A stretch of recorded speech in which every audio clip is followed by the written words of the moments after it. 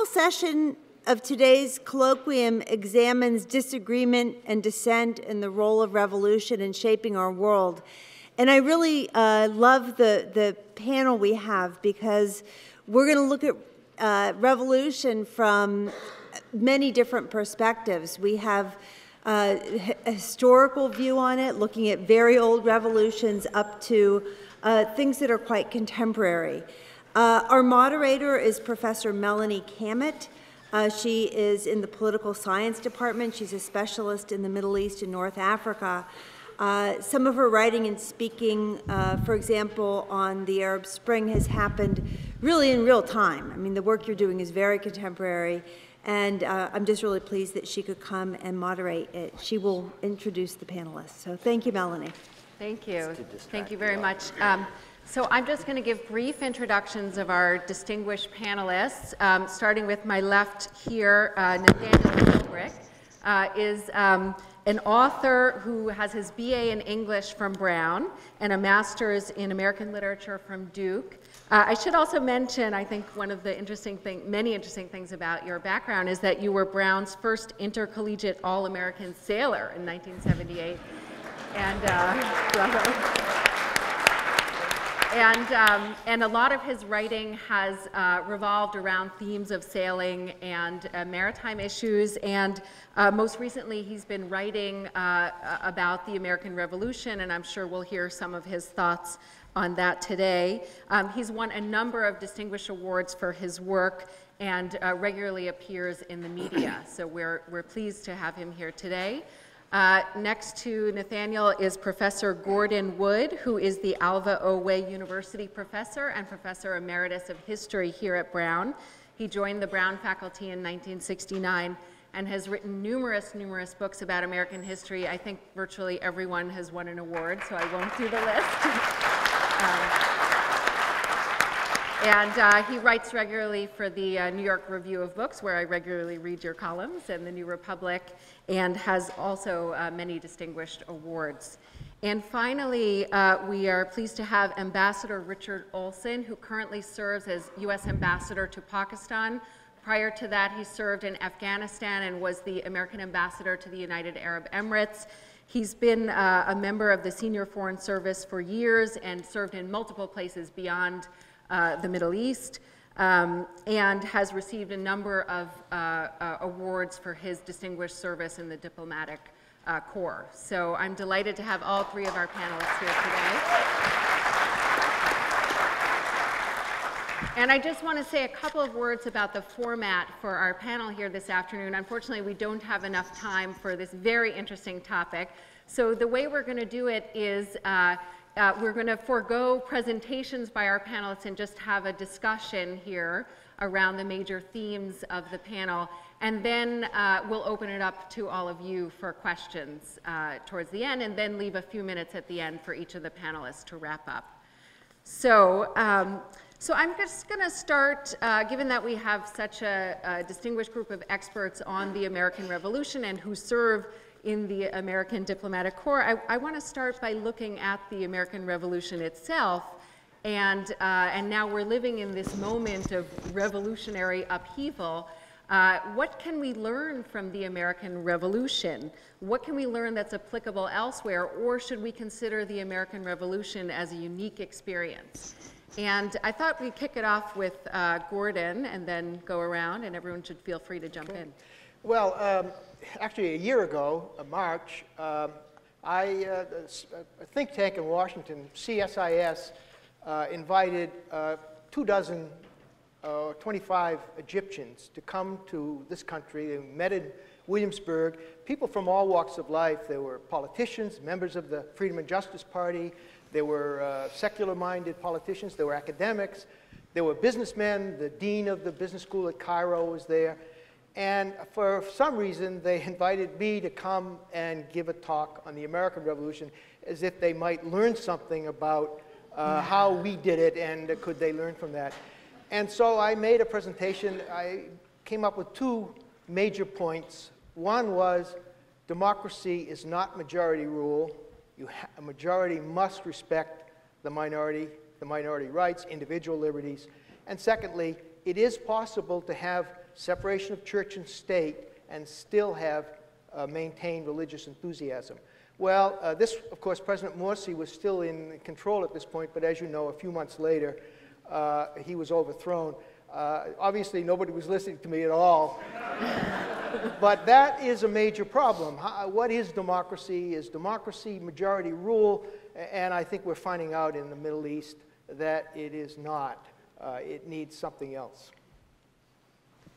Would you like to jump in? Well, you know, one of the interesting things I found in looking at the American Revolution as it began in Boston was as a revolution happens, the sense of a democracy is in abeyance, because you have to make the overthrow happen, you have to have some kind of division, a unanimity. And so in Boston, it was interesting to watch.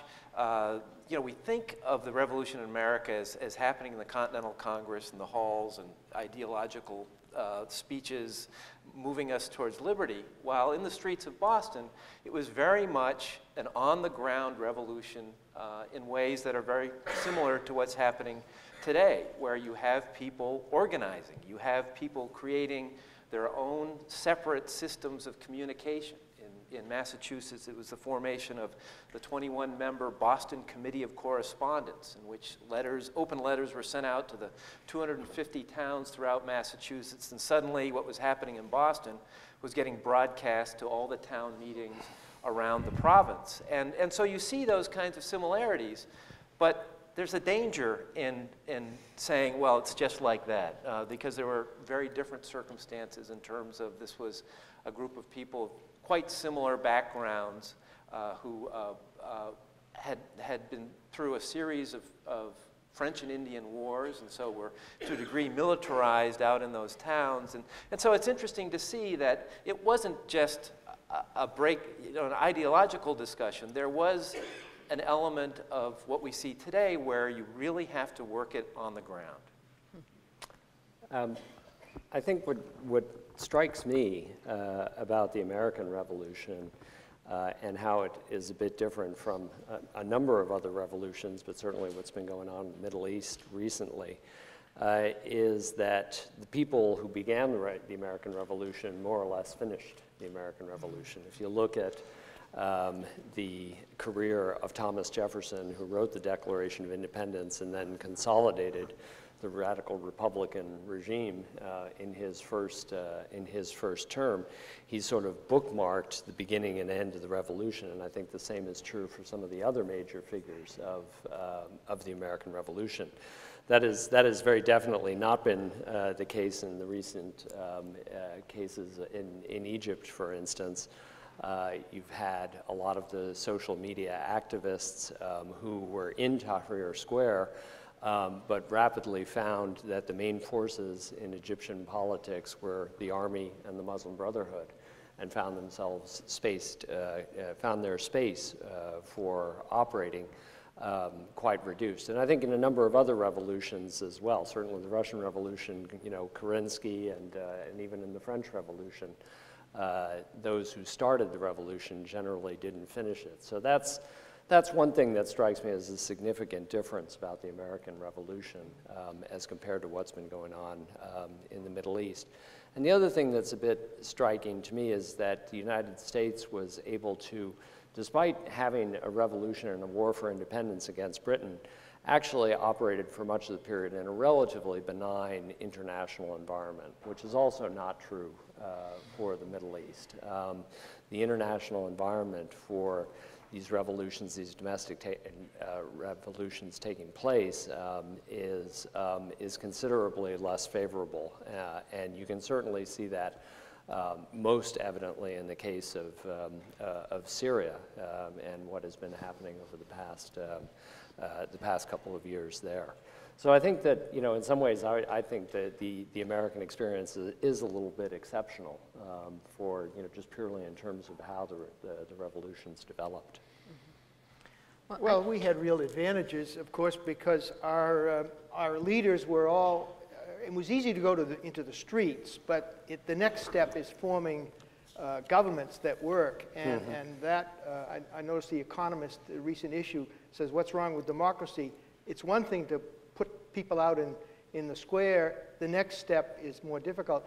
We had an advantage because all of these people had at least a century of experience with self-government. They had been electing their representatives to their colonial legislatures. They had trial by jury. They had habeas corpus. They were Britons and they had British experience. And so that made, in my estimation, made all the difference. They could follow up their street scene with governments.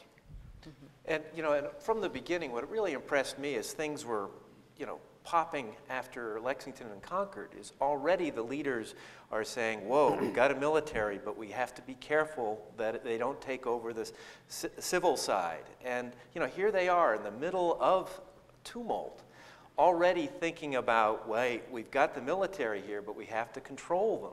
And so from the beginning, there was an awareness that if we're going to build something long-term, we have to make sure the military is under control, which is very difficult in that initial explosion of rage and anxiety. And so what impressed me was, from the beginning, because we had this tradition of an English system, basically, with English liberties, the leaders were very aware what they needed to do if it was going to take in the long term.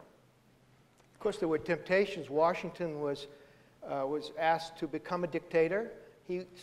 One officer said, you should become the king. This is during the dark days in the early 80s. So, and he was horrified at the notion. He was so full of his sense of what a virtuous leader should be that he just rejected that. It never entered his mind that he would become that kind of leader. Of course, he did end up becoming president, but reluctantly. Nonetheless, the presidency is a very authoritarian office, and he certainly brought stability to the new federal government. And I think that raises another issue that we certainly see in the current Arab context, and I wonder to what degree it was present in the early years of the American Revolution, and that's ideological polarization. So, you know, one of the obstacles that has been plaguing the Arab countries during their transition period, and that's preventing them from addressing core socioeconomic issues, are very deep differences over identity and questions like that. And I wonder to what degree that has been the case in other revolutionary experiences, because it's certainly posing an impediment to transitions. Well, the Loyalists were, I think, a relatively small minority. I think the best estimate is around 20%, differing in different areas. And as I think your recent book on Bunker Hill points out, Nate, that the Whigs, the Patriots, really dominated the scene. Absolutely. And intimidated the opposition in ways that we would find today rather disturbing, to say the least. Tarring and feathering, all kinds of mob intimidation. But the majority were, I think, were sympathetic to the Patriot cause. But there were interesting, and this is in Massachusetts, Daniel Leonard, who was a Tory, wrote a piece in 1775 to the public and said, look, watch out, these congresses you're creating at the federal, at the continental level and at the colonial level, they can become tyrannical. Well, John Adams dismissed this out of hand. He said, well, the people cannot tyrannize themselves. And he says, a democratic despotism is a contradiction in terms. Well, 10 years, that was 1775. 10 years later, he took that back. All of the leaders, or many of the leaders did. They had come to experience democratic despotism in their state legislatures. And that, of course, is what principally led to the formation of the federal Constitution, which was an effort to deal with raging democracy, excesses of democracy at the state level. Yeah, coming back to the point you were making about identity, I think one of the things we have to say about the Arab world right now is that there is a lot going on. There are a lot of conflicts in play at the same time. In a place like Egypt, you have sort of the classic elements of a revolution, the preconditions, a demographic expansion, an economy that's growing enough to raise expectations, but not enough to satisfy all the members of the community. One thing that's a cultural peculiarity, you had a rising age of marriage, which is a very destabilizing factor in the Arab world. But then in addition to that, throughout the Arab world, you'd had a decades-long conflict between a fairly reactionary brand of Islam under Al-Qaeda, and perhaps less reactionary but still deeply conservative under the Muslim Brotherhood, with a more moderate and tolerant version amongst ordinary members of the population. And then you had growing sectarian strife throughout the Middle East between Christians and Muslims, between Shia and Sunni, and between various ethnic groups. And then on top of that, you have some long-standing political conflicts. You have the conflict between the Iranians and the Arabs, and you have conflict, the Arab-Israeli conflict. So it's all a very complicated mix of things that are going on. And a revolution like what happened in Tunisia or in Egypt has to be seen very much, I think, in those broader contexts. And certainly that, I think, helps to explain the tragedy of Syria, that all of these things came together in one area. And perhaps overarching all of that, and especially in the case of Syria, you really have what is in effect a rewriting of the boundaries that were established in the Middle East in 1921, and which are essentially artificial. And I think that the artificiality of some of those boundaries is now becoming apparent, and that's one of the underlying sources of conflict and tension. Not everywhere. I mean, I don't think that's true with regard to Egypt, and curiously enough, it's not true with regard to the Gulf states, which, even though they have very autocratic systems of government and presumably are generating grievances, they do have an indigenous rootedness as a result of coming out of an indigenous political tradition. That's not true, say, for Syria or Iraq or some of the other countries right now. Mm-hmm. Of course, it also helps to have all that oil money as well. That's also a huge factor, yes, yes. Absolutely. Well, and one of the things that impressed me when Washington first came on the scene in Cambridge after the Battle of Bunker Hill was how he was taken aback by how different the people from New England were from where he was from in Virginia, and you know, Nasty people. Nasty people, he described them. And you know, these were people who had grown up in town meetings where everyone could talk about the issues. And so what had developed in the Army was when an officer said, "We are going to do this," his men would say, "Whoa, wait a minute. We're going to talk about whether we want to do this before we agree to do this." And this kind of attitude drove Washington crazy. This is not how we're going to create an army. And an additional thing is that if you had someone from Massachusetts, they didn't necessarily like someone from New Hampshire. And Connecticut, forget about it. And then once you start introducing Pennsylvanians, you could see a danger of those kinds of rivalries, centrifugal forces just tearing the Army apart. And I think if I had to point to one event by which Washington sort of began to change it was in Boston. There was a great tradition on November 5th based on Guy Fawkes Day in England, where to celebrate the foiling of the plot to blow up Parliament and the King. Well, in Boston, it was basically an anti-Catholic demonstration known as Pope Night, in which two rival gangs in Boston would try to steal the cart of the other gang, which had a caricature of the Pope and the devil on them. And it was just a bloody mess. And as November 5th approached in 1775, Washington's officers approached, "Can we celebrate Pope Night?" And he said, I'm paraphrasing, "Are you kidding? Here we are trying to get French Canada on our side. Here we are trying to get Catholic France on our side. We got to leave those old prejudices and customs behind and move in a new direction." And somehow America was able to make that stick, and we're all enjoying the benefits of that. I think one thing that we could learn from the American Revolution, or from that period, before there was an Arab Spring, there was an Atlantic Spring, if you will, a series of revolutions that began in 1776 and went on for at least a half century, with the French, and then, of course, climaxing with the colonial rebellions in Latin America. And all of them, in one sense or another, failed. This was a half century. We're asking the Arab world, with the media so intently on everything, to do it within a decade, and I think one thing we can realize is that it's going to take time. The Europeans had another series of revolutions in the mid-19th century, the revolutions of 1848, all of which failed.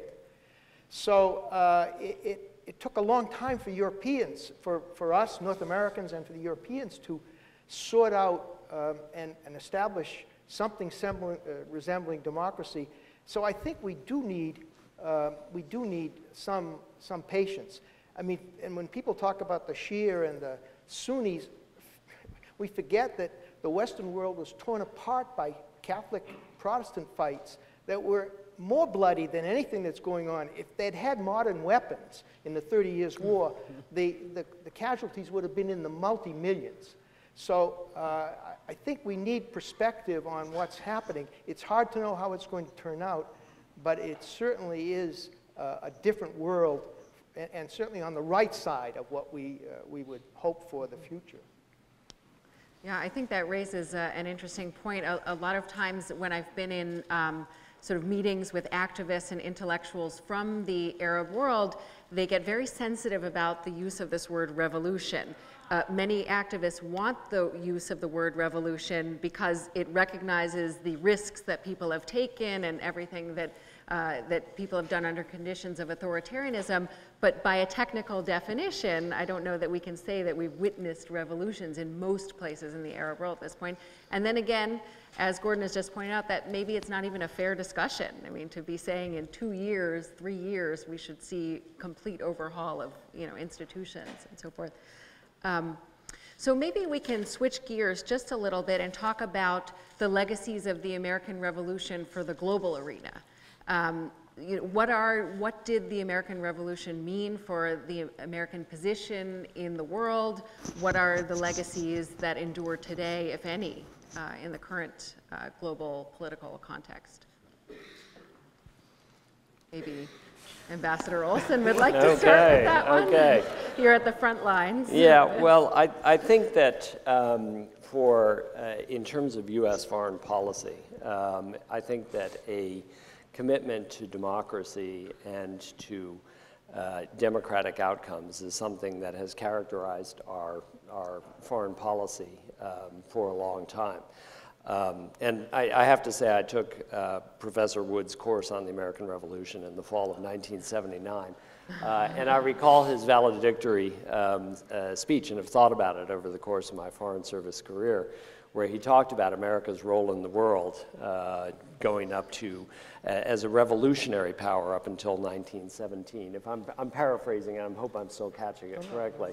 And then that role changed over the course of the 20th century.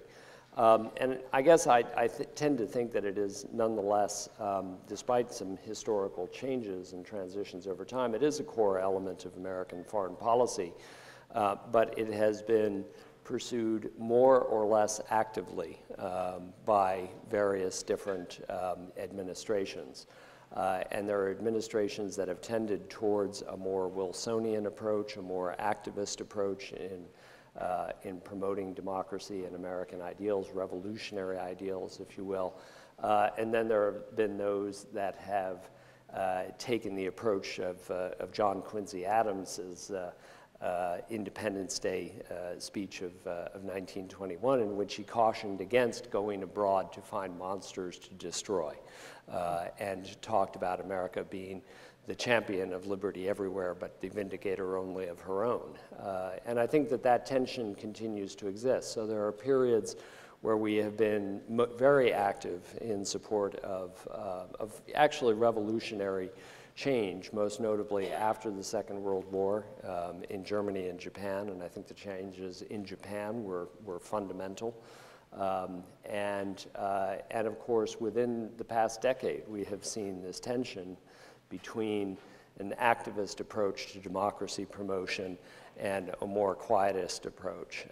And I think the differences between the Bush administration and the Obama administration in that regard are striking. But in both cases, there have been a key element of rhetorical and actual drawing on our own revolutionary tradition. If you look at President Obama's speech in Cairo, in June of 2009, the New Beginning speech, and talking about building a new relationship with the Arab world, he relied very heavily on the writings of the Founding Fathers and quoted them extensively. And so I think that this is a recurrent theme throughout our history and the history of our foreign policy and our diplomacy.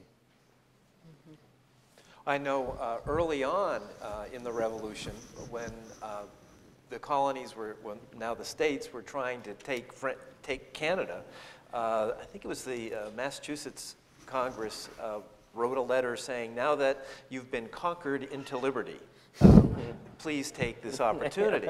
And that struck me as kind of, I mean, is that the approach? You know, we will conquer you so that you then have the opportunity to embrace democracy. I think that's a very difficult line to draw.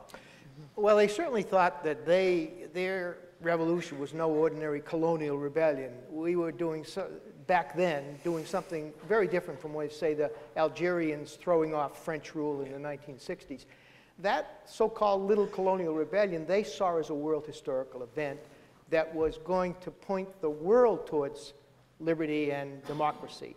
And they believed that. I think a good number of people. Now, John Quincy Adams is a rare bird because most people agreed with that notion. Now, they didn't send troops abroad, but we sent money. Every single revolution, with one glaring exception, we were the first. This goes starting with the French Revolution and then going on to the Revolution of 1820, the Greek Rebellion, and the French July Monarchy. We were the first state in the world to recognize, diplomatically, to recognize the new regimes. Same thing in 1848 with the 1848 revolutions that all failed. The big exception, of course, is the Haitian Revolution. 1804, we did not recognize the Haitian Republic until Lincoln's administration. But so we had the sense that we were leading the world to democracy. And when you think about it, it's this little nation of 3 or 4 million people claiming to be in the vanguard of liberty, in the vanguard of history, is really chutzpah and arrogance. But nonetheless, when the French Revolution breaks out, Lafayette sends the key to the Bastille, which was the symbol, the prison, the symbol of the Ancien regime, sends that key to Washington, and that key hangs in Mount Vernon today. So even Lafayette thought, you have inspired us. And we thought so too. Now, the French don't admit that today because they can't get over the fact that we came first. But lots of Frenchmen did appreciate that we were leading the way. And that really infused our culture through, I think, much of the 19th century. The most extraordinary note, diplomatic note I ever came across was President Grant's administration during the establishment of the Third French Republic, getting rid of Napoleon III in 1870. There's a note sent from the State Department to the French government congratulating the French on establishing Republican principles, as if the French hadn't had any republic earlier in their history, that establishing American Republican principles, following our example. So we were full of this notion that we had this responsibility to bring democracy to the world, and I think that fed into certainly what became a justification for our invasion of Iraq. As misguided as that may have been, that was one of the justifications. So I think we are in a period of retrenchment, and the people and the government don't want to get any further involved. We've been burned too much in the last, 50 years. Yeah. Well, that raises another issue. So leaving aside democracy promotion through invasion and conquering, there is a rather robust set of institutions in the United States, governmental and non-governmental, that are involved in democracy promotion, all kinds of organizations that train political parties and civil society and so forth. And I'm wondering if you could give me your thoughts on that enterprise, on the sort of peaceful version of democracy promotion. Is that an effective means of spreading democracy if the United States is to be a sort of model in some way or another? Or is that something that American governments and American non-governmental organizations should just stay out of? Well, it certainly is a part of what we do, and it's only one strand in our foreign policy. The State Department used to do a planning process, a strategic planning process that identified sort of all the lines of effort that the State Department was engaged in. The last time we did this, we had 26 major lines of effort basically constituted U.S. foreign policy, everything from non-proliferation to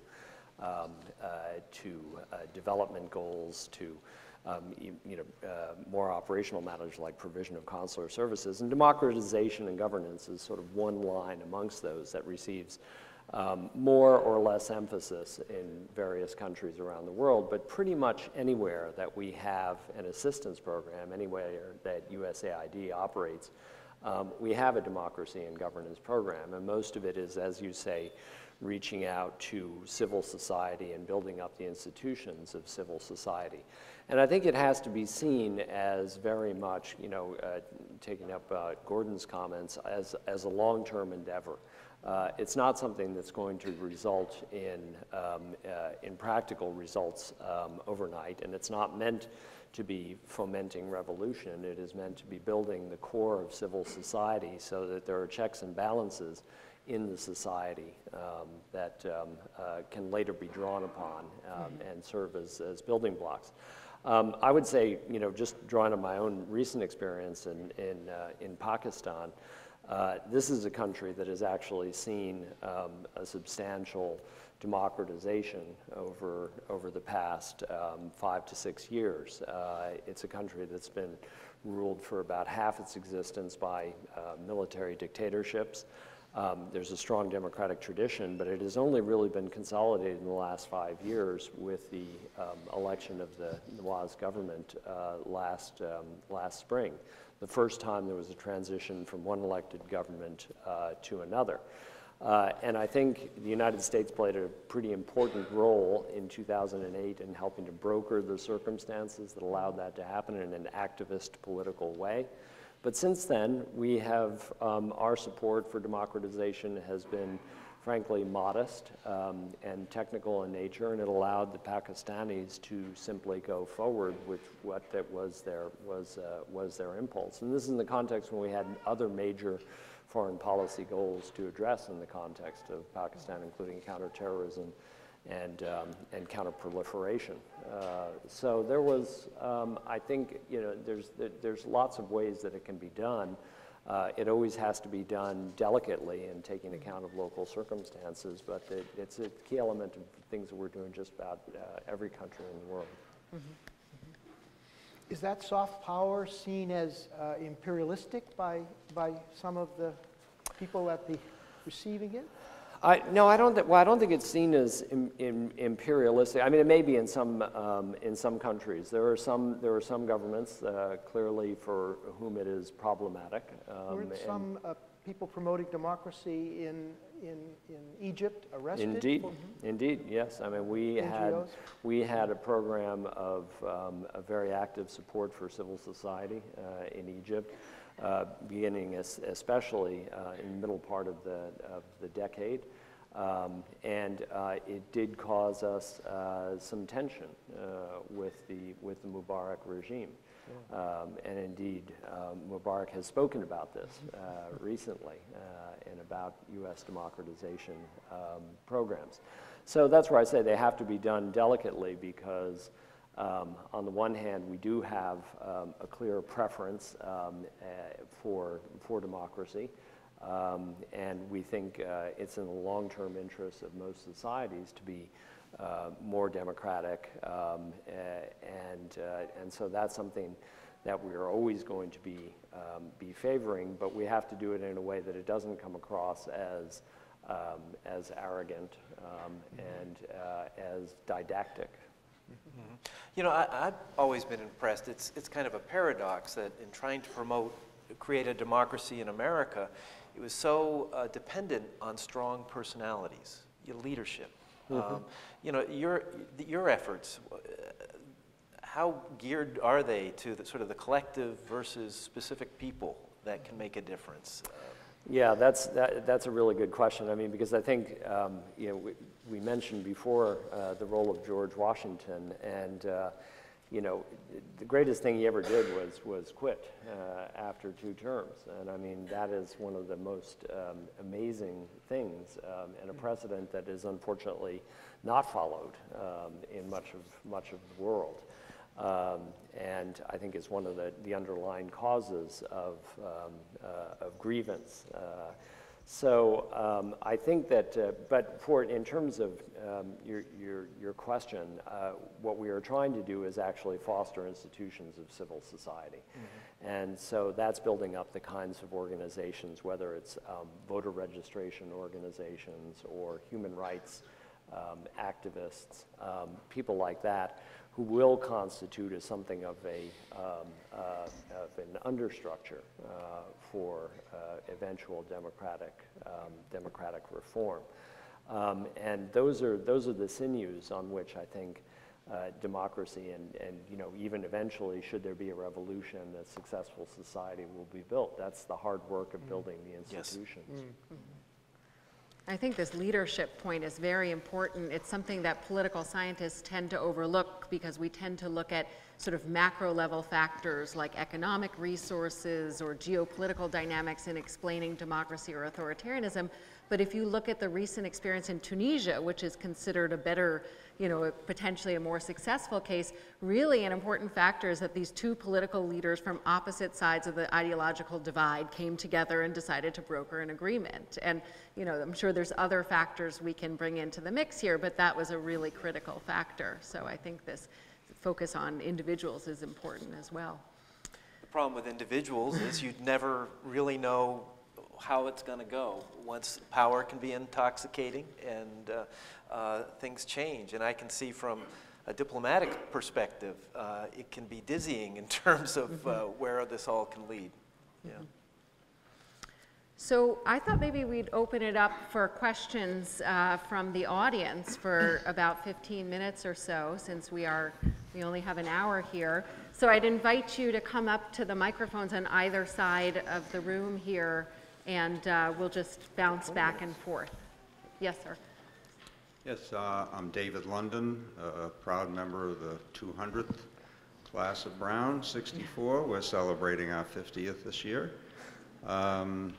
I was taken by Professor Wood's comment about his speculation on the death toll in the Catholic versus Protestant religious wars before the advent of modern weapons. So I guess my question would be for Ambassador Olson, what would you speculate would be the fallout from a rogue country like Iran actually having nuclear weapons? Well, you know, first of all, let me just second what Professor Wood said on the damage you can do with not very sophisticated weapons. The Rwanda genocide was accomplished with machetes. So at one level, you know, the question of weaponry is a little bit secondary. But certainly, in terms of Iran, there is a very strong international consensus that Iran should not develop a nuclear weapons capability. And we have right now an interim agreement that was carried out by the P5+1, to use diplomatic jargon, the permanent 5 members of the Security Council plus Germany. This is an initial step under which Iran agrees to limit enrichment in return for the lifting of some unilateral sanctions, but I think everyone would agree that what will be truly important is the follow-on negotiation. This is an interim period that will last about 6 months, and it will, the core issues of Iran's nuclear weapons ambitions are going to have to be addressed in the stages ahead. And I think that that's going to be a very challenging set of negotiations.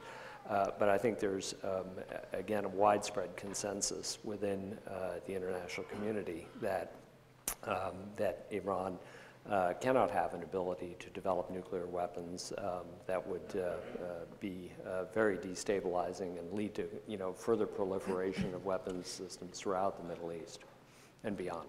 Thank you. Hi, my name is James. I'm a senior at Brown. And it seems to me often hypocritical when the United States is asking other countries and these new leaders to do things like build governments and manage economies, when our government often has problems doing basic things like passing a budget. So the question is, should we temper our expectations for these new leaders? And if so, how?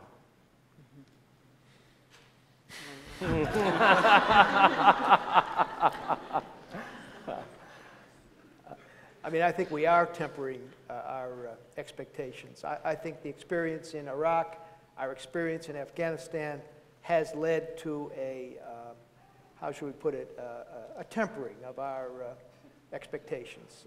I don't think we're trying to transform governments overnight. We've been burned by that, as we were earlier in Vietnam. So I think there's a more care being taken, a lowering of the temperature, an attempt. Now we have a new crisis, as you know, in Europe. So how that's going to play out, but I think the same feelings are there. This has got to be handled with great care. So I think there's a sense of the dangers involved. That's my impression as a layman. I'm just talking from reading the newspapers. Yeah, and I would say that in terms of our expectations of foreign governments, on things like passing the budget, it is obviously it's a sore point when we cannot pass our own budget, and it can be a bit embarrassing. I had the finance minister of Pakistan tell me that he would be glad to make loans to me in rupees to run my embassy. Zero interest, by the way, during the period of the government shutdown. But that doesn't change the fact that in terms of our advice and our interactions with other governments, we think it is a good thing that they should pass budgets. And we try to focus our advice on things that are going to be universally acceptable and acceptable in terms of the country advancing its own interests. So we don't always want to be in the position of saying do as we don't do, but there is an element of that. Thank you. Yes. Hi, I'm Angela Strasha. I'm a senior graduating this year. First off, I'd like to say, Ambassador Olson, I really like your socks. So. Thank you very much. Thank you for that. Yeah, they're meant to distract the audience. Okay, perfect. Doing a great job. So my question is actually focusing on student activism. So I think it's really interesting that we were speaking earlier about the American Revolution inspiring revolutions across the board. But now we actually see that in the Arab Springs and now in the movements in Ukraine, that student activism is actually maybe even more vibrant there than it is here in our own country. Though it's interesting to see people, alumni, talking about activism from the 60s. So my question is more geared towards, what do you think that student activists in America can learn from these activists abroad? And what do you think it'll take to have that cultural bridge, basically, between activism abroad and American activism? Well, I think that probably the most important thing to be learned from the experience over the past few years is the importance of taking a long-term perspective and focusing activism on things that are going to be going on over a substantial period of time. It's relatively easy to, all things considered, not that it is easy, but it's relatively easy in the context we've seen historically to begin a revolutionary process, but to see it through and to actually build the institutions that are going to serve a country over time is hard work, and it takes a very long time. So I think everyone has to approach questions of activism with a long-term objective. That would be the primary conclusion that I would draw. But I would also just note that Professor Wood in The Empire of Liberty quotes Brown, talks about Brown students being activists in 1798, as I recall, if I recall that correctly, right? There's a long tradition of activism at Brown, so congratulations. Yeah. Thank you. Question for Ambassador Olson. I want to follow up on your discussion about the role of democratic values in U.S. foreign policy historically. As I heard it, you talked about Japan and Germany, and obviously they were countries defeated at war. And then you've talked about the recent period, as I understand it, under Obama. Otherwise, I would have thought that U.S. foreign policy would have been characterized not as protecting democratic values, but essentially as protecting American economic interests. And in fact, that may be part of the problem, our support of overthrowing and putting the Shah in Iran, in Egypt, overthrowing the government there. We could go to Asia. I'm curious, do you think that supporting democracy, in fact, has been a major foreign policy objective, or has it really been protecting American economic interests? Well, I think that actually promoting democracy has been a strand in our foreign policy, and it has at various times been received more emphasis than at other times. I think there was a long period during the Cold War when the United States was driven not so much, I would say, by economic interests, but by overarching security interests to make compromises in a number of areas, including the promotion of democracy, because of the requirement to build solidarity against the Soviet Union and other countries. And I think that was a period where there was a more realistic, to use a political science term, a realist approach to foreign policy. Again, I don't think driven so much by economic considerations, but driven by overarching Cold War strategic priorities. And I think one of the things that happened in U.S. foreign policy after the fall of the Soviet Union, after 1989, is that it was possible to pursue democratization a little more openly and without as much concern about the consequences. And I think that is something that we see even today in the case of Ukraine, bringing it right up to the most recent crisis. I think that this is a difficult situation, but it's very much in keeping with the completion of the European project that the United States launched with the Europeans in the aftermath of the Second World War. Thank you. Thank you. I just want to add on something there. As I'm sure you're aware, public opinion in the Arab world and in the Middle East in general has become increasingly negative vis-a-vis the United States, and a lot of political scientists have been researching the reasons for this.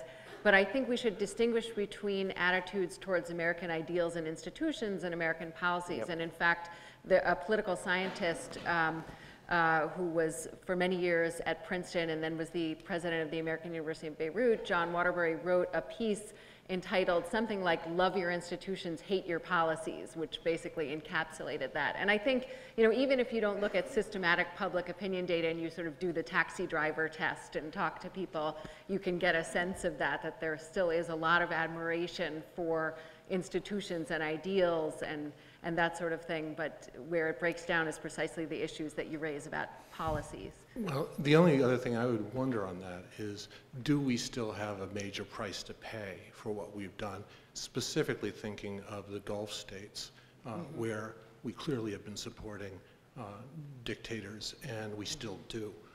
And is there another shoe to drop?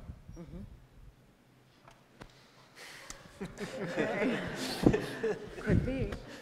Yes.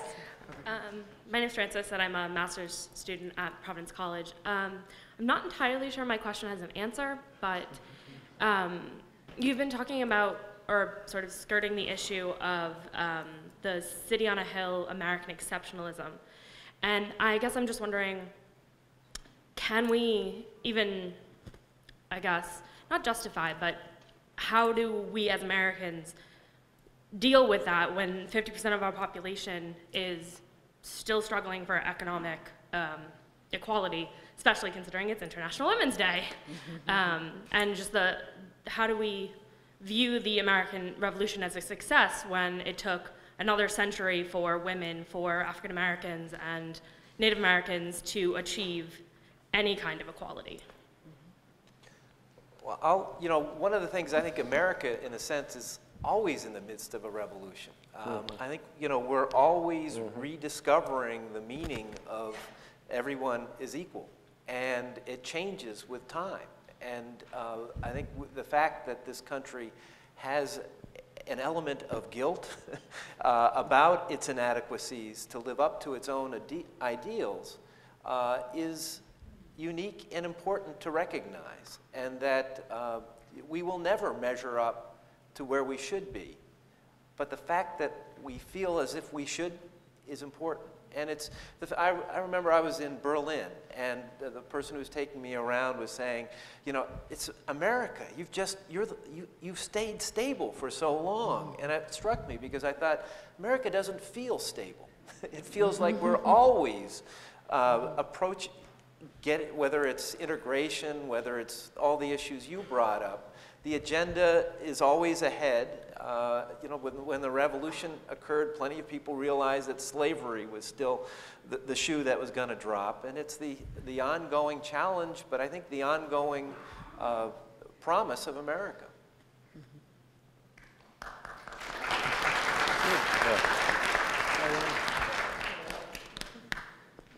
Yeah. Jeff Senior, class of 1981.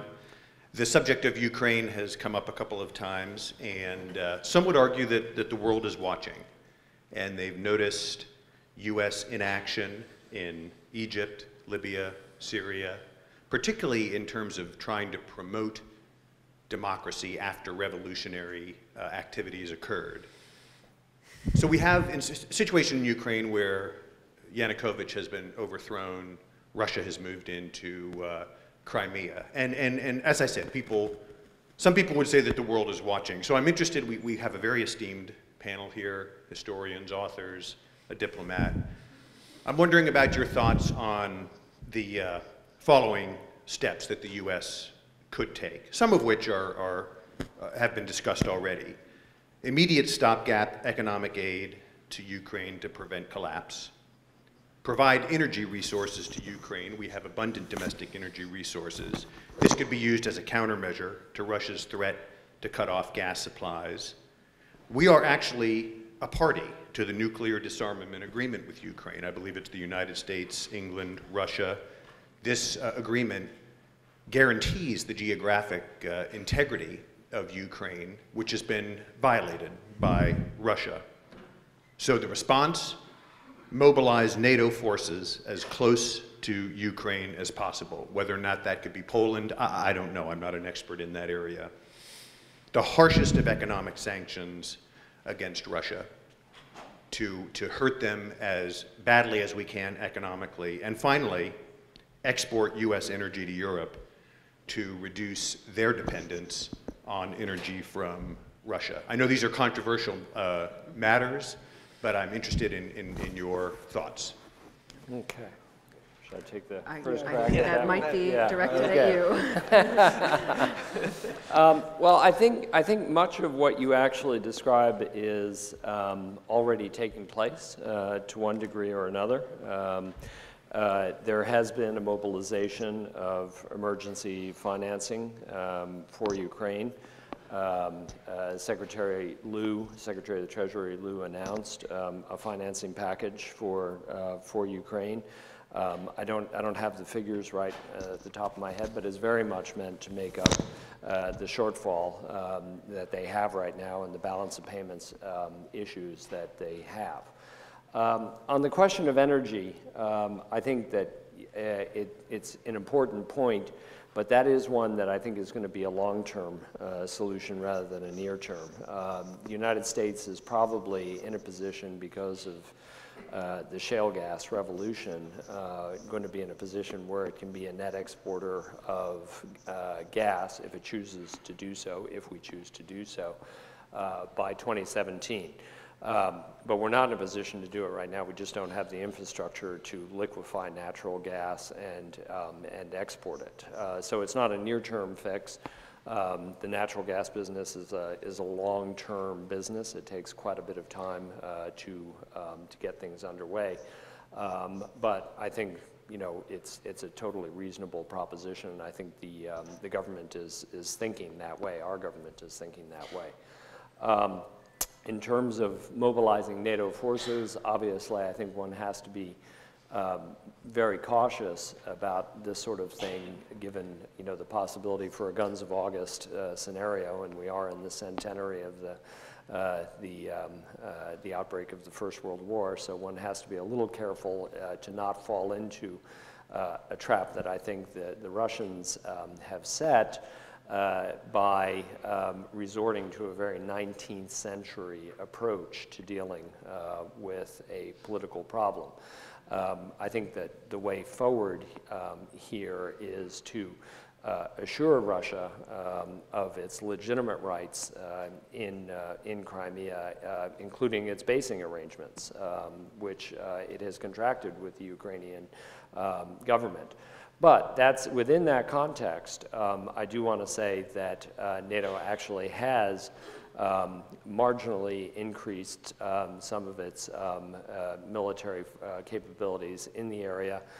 We are right now in the process of sending F-15s to the Baltic states to increase the Baltic Air Patrol, the NATO Baltic Air Patrol, which has existed for a number of years, essentially since the 1990s.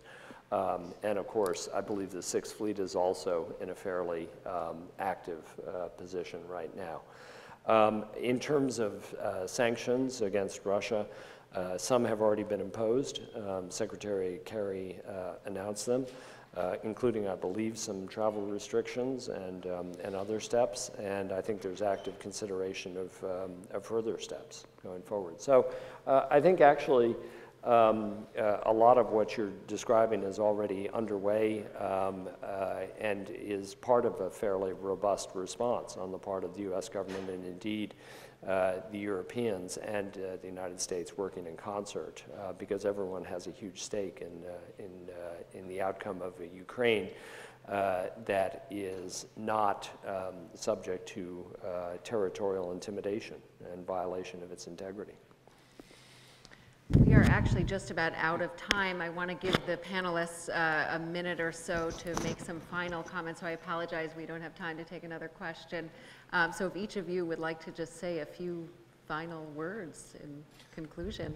I'll just say that when I began my book about Boston and the Revolution, which was about 5 years ago, it felt as if the American attitude was there is nothing better than a revolution to happen. You know, the whole world should be caught up in a blaze of liberating glory because that's how we got to where we are. And the process of working on my book made me realize revolutions are not easy things to live through.